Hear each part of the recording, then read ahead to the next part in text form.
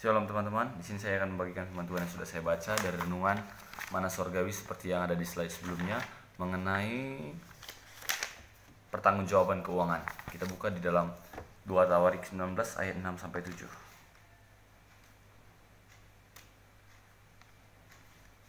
2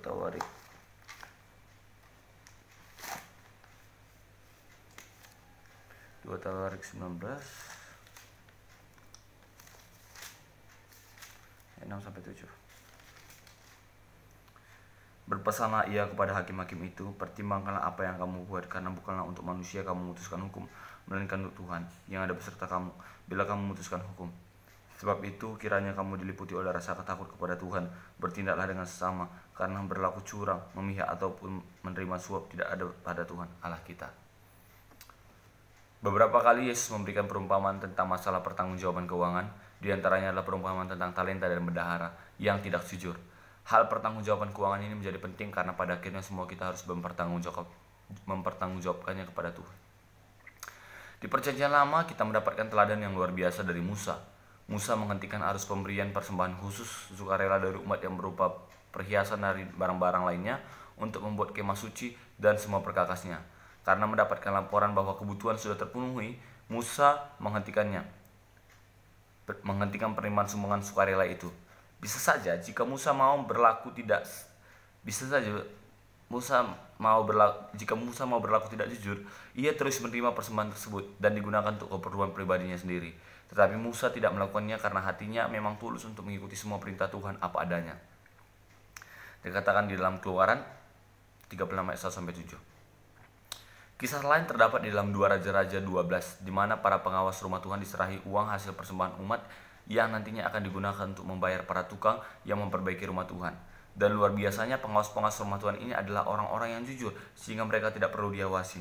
Mereka kemudian tidak mengadakan perhitungan-perhitungan dengan orang yang diserahi uang itu untuk memberikannya kepada tukang.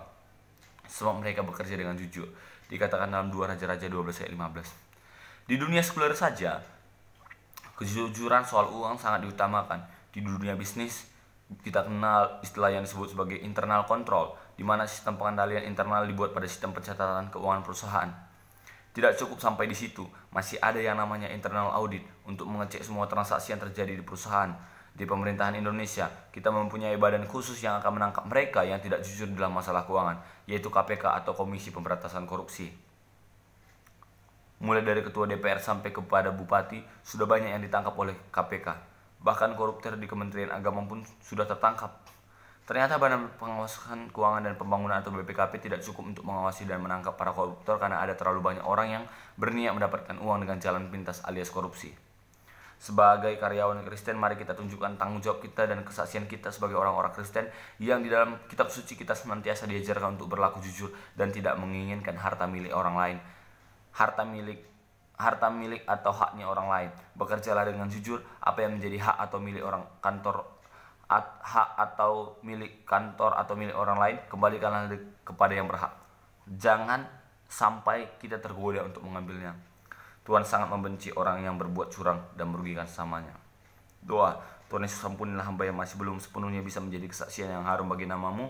Dalam nama Yesus hamba mohon, amin. Berlaku curang selain merugikan orang lain juga merusak nama Tuhan.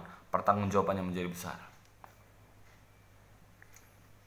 Mari kita berlaku jujur, karena Tuhan katakan bahwa haruslah kita berlaku jujur, teman-teman. Seperti yang saya bagikan tadi. Karena kalau kita melakukan ketidakjujuran, pasti hati kita nggak tenang gitu. Memang enak kalau kita misalnya korupsi atau dapat uang banyak. Misalnya ada proyek ini kita korupsi, enak sebetulnya memang. Tapi ketenangan hati itu yang menentukan gitu. Saya juga membagikan dalam Proverbs 18 part 2, a fool hath not delight in understanding, but that is has heart may discover itself.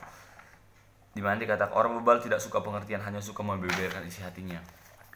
Dimana dikatakan kalau versi bahasa Karonya, kalak bodohlah terberikan pengertian manbana, mencidahkan kebuluhan dengan catena. Jadi marilah kita menjadi orang yang mau ditegur, orang yang mau diajar, karena kita tahu bahwa hanya orang bodoh lah yang tidak mau diajar. Tetapi hidup dalam Tuhan Yesus memberkati. Haleluya.